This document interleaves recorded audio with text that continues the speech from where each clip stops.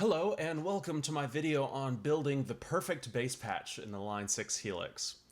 A few days ago I posted on social media a screen cap of a Helix edit window showing a patch that I built for a gig later that evening, and I got a wide range of responses from looks cool to that looks way too complex for a bass tone to I'd really love to see how the patch works. So I decided to make this video explaining it, how I built it, and what makes it my perfect bass patch. So here is the patch. It definitely does look complex, but once you understand what each section is doing and how they come together, it makes a lot of sense. It'll be available to download on the Line 6 custom tone site if you want to check it out more in depth for yourself. My goal with this patch is to have very even dynamics without feeling too crushed. Also to have multiple levels of gain to choose from depending on the situation, and most importantly to have a strong, consistent low end regardless of what tone is coming off the bass. So the bass that I'm using today and that I used to build this patch in the first place is my Ormsby Bass GTR 6 in Dragon Burst finish, and that sounds like this.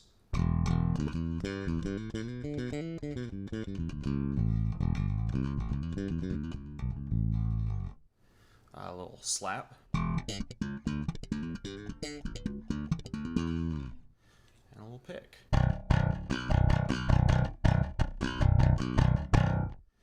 So a great sounding DI. I love the DI sound of this bass. I have the pickups wired so I can switch the coils between parallel and series, which leads me to the first block on this patch. So the first block is a volume boost. Basically, I leave this on all the time when my pickups are in parallel mode, because parallel mode is quieter. When I go into series mode, which I have the switches right here on my bass for each pickup, when I go into series mode, there's a natural volume bump. And so I have this block set to a switch that I can turn on and off, and I'll turn it off when I go into series mode so that the volume stays consistent regardless of my pickup configuration, and the volume hits the rest of the chain the same. So next would be the gate. The Helix does have an input gate, but it makes a lot more sense to use this second gate after the volume normalizing block here so that the gate always reacts the same. The decay is set very fast, and the threshold actually changes depending on the snapshot that I'm on. And so now would be a good time for me to mention that I have this patch set up to make good use of the snapshots. In particular, I use the top row of switches for snapshot switching, while I use the bottom row for stomp type switching for certain effects. So if you want to download this patch and get the most out of it, you will most likely need to change your layout to match this one, or at least to be similar to it. You can change that in the global settings. Next block in the chain is the 3-band comp, which is set for limiter settings. I basically have this set to clamp down when I'm playing my hardest, and only in the frequency areas most likely to be a problem. Sometimes when playing aggressive fingerstyle, the fret clank can have some harsh ear pokey frequencies, and the high band limits that without affecting the other bands. So here's what it sounds like with the boost, the gate, and the multi-band comp on.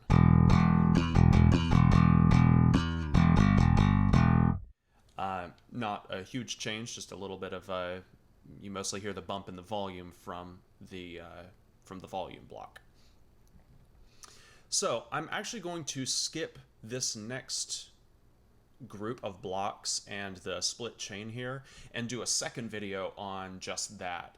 It's essentially my own convoluted way of achieving a switchable Boss OC2-ish sub-octave synth sound. So we'll skip that. The end of path 1 goes down and feeds the beginning of path 2. and we get to the real fun. So I'm using the classic studio trick of splitting my signal into two bands, processing them differently, and recombining them.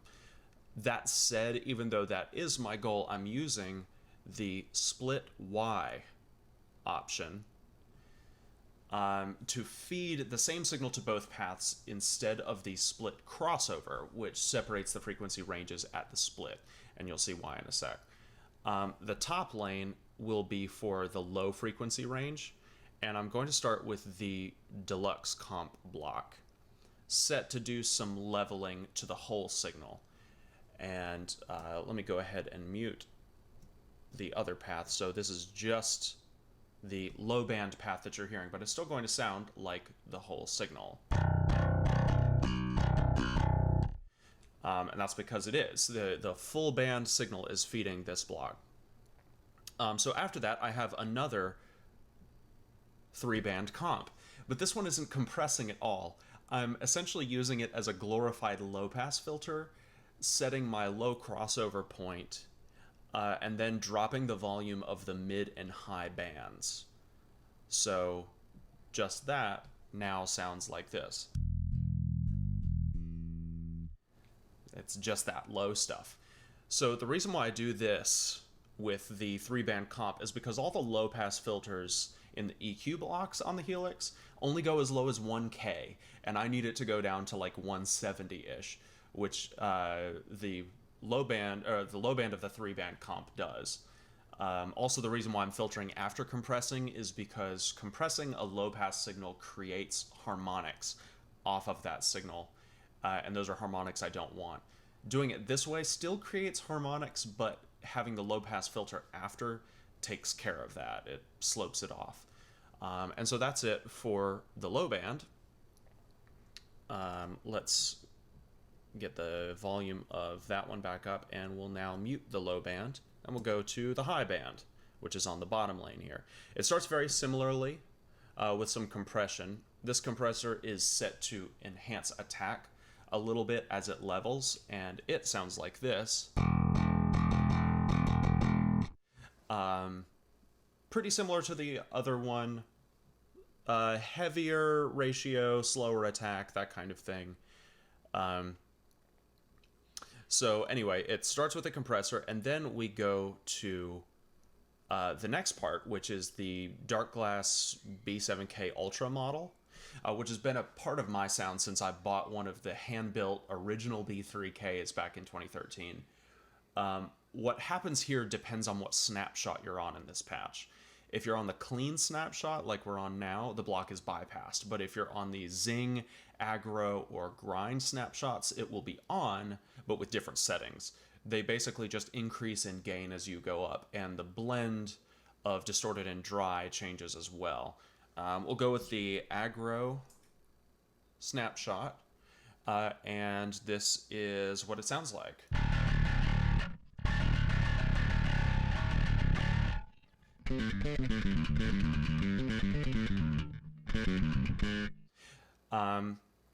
So it's got that kind of fizzy sound of a distortion pedal just by itself. After that, we have a parametric EQ block that also changes a little depending on the snapshot. You can see that the little snapshot icon is on next to every single parameter here. It's basically just there to make the different characters of each snapshot a little more consistent with each other, particularly in the mids and highs. So now that we have that on, that will sound like this.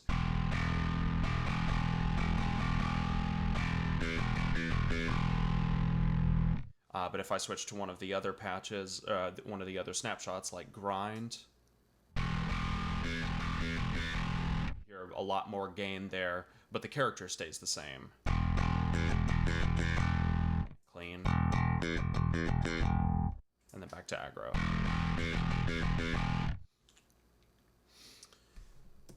So, next is a send block, which is only there if I want to run a signal to my amp. I don't frequently play using an amp. Usually I just go direct, but if I do this, then this is where I would take that signal from on this particular path. So after that is some cabinet simulation. My original patch that I shared the screen cap of actually uses custom IRs that I took of my amp, an Ampeg BA210 version 2 combo amp. But for this one, I just picked a stock cab that sounds close enough. And it is the same cab on both sides, just using a different microphone. One has a 421, and the other is using a model of a D112. And that sounds like this. So that sounds pretty dark and is getting where I want it, but it's not quite there. So next we have another parametric EQ block to undo some of what I don't want from the cab sim. Particularly, I'm cutting out the low-end resonance and a harsh frequency in the high mids, and then boosting a ton of treble because the cab is pretty dark. Also, there's a little bit of a level boost in there to get it back to the same level from before the cab sim and before doing those extreme cuts, and that sounds like this.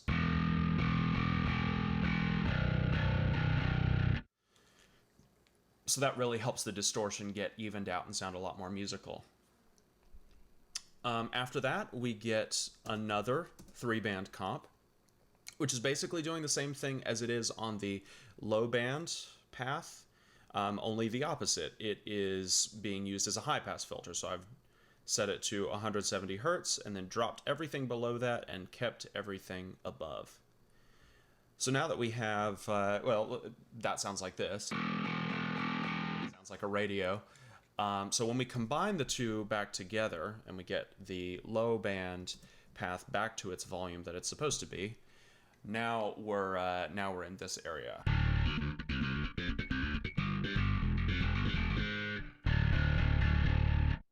Like that. There's also a 3 dB bump on the mixer here when recombining it, because splitting it into two chains, they automatically decrease the volume of each lane. So we want to use that to get it back up to the volume that it was before all of this mess. So after that, we have another EQ. And this EQ varies depending on the needs of the gig, the system I'm playing through, how I'm feeling that day, etc. You can use any of the EQ types here depending on what you need, but I find that the 10-band graphic is particularly useful live, and I've dialed in just a little bit of a curve here that I think sounds good through my headphones.